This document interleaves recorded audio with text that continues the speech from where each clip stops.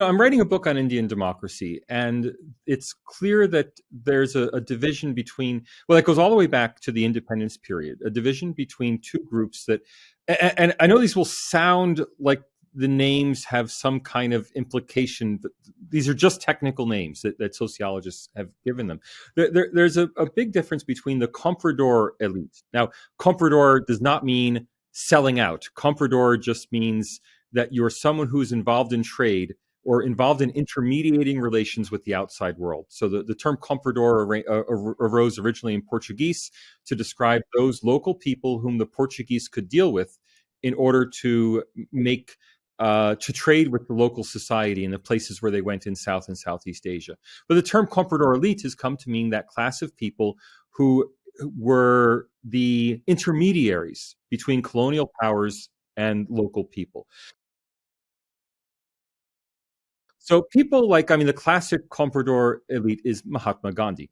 So I want to make it clear, comprador is not an insult. Comprador is simply a description that Mahatma Gandhi was able, on the one hand, to talk to a viceroy, but on the other hand, to talk to ordinary people. You know, he was an interlocutor between these two groups. Okay, Mahatma Gandhi with his London barrister background, Nehru with his London barrister background, Jinnah with his Muslim barrister background, to some extent Savarkar, not quite the same. You know, he was much more of an outsider in London because he was a revolutionary, but he was still someone who could equally well speak in front of a British court and speak to ordinary people. Okay, so they're members of this comprador elite. There's a big distinction, but he's an outsider in that elite in a way that the others were not. He went to, the others were put in gentlemen's prisons. Savarkar was sent to the Andamans to hard labor, right? So I want to be clear that he's part of that elite, but he had a very different trajectory from the others. But we can contrast that with what we call the national elite. And again, I say this about terms because Indians will immediately say, "Oh, national is fantastic. Comprador is terrible." There's no implication like that. These are just technical words. Okay, so the national elite in sociological usage are people who primarily conducted their business within the country. They may have spoken English or, in some other colony, the European language. They may have spoken English, but they weren't primarily articulating between colonizer and colonized. They were making their money or making their profession in the national milieu. So if we think of the classic example of this is the RSS. Okay, Dr. Hedgewar and the RSS emerged entirely out of a gentlemanly circle. They weren't poverty-stricken men of the soil, but they were educated men. But Dr. Hedgewar and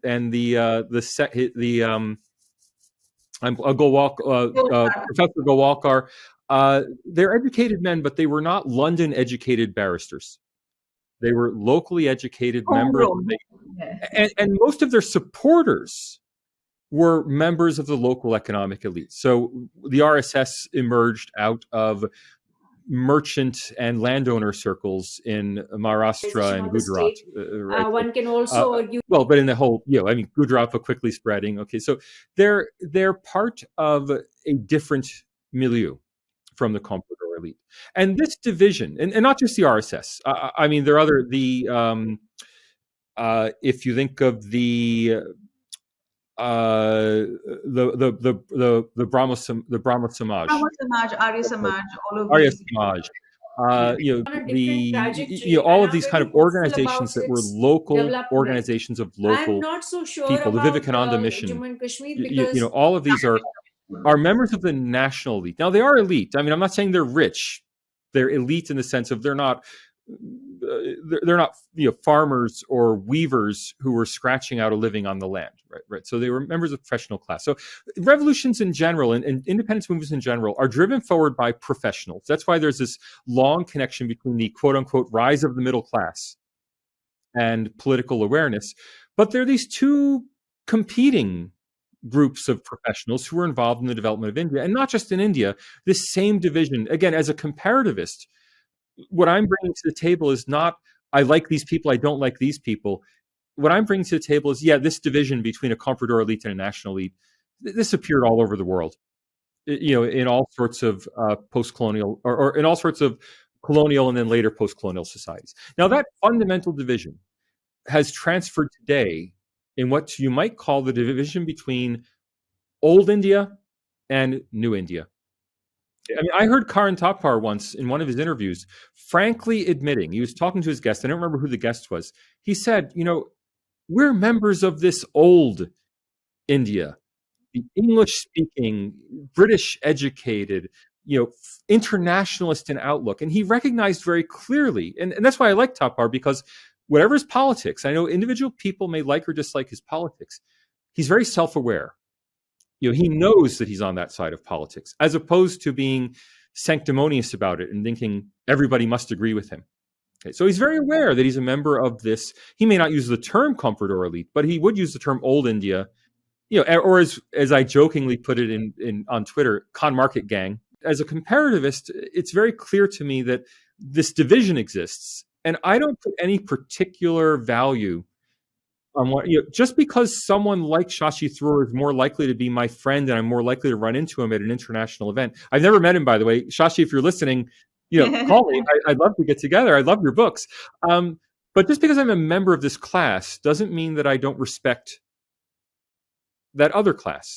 And there's this very clear division in Indian politics, not just in politics, in Indian society, between an old India that is loath to give up its privileges and a new India that is insisting that in a democracy, nobody gets that kind of privilege. Everybody has the same vote. And that process, and I mean, you can think of it as a process of modernization if you want, but that process is really a process of democratization. And it's good for the country. And I'm very bullish on India.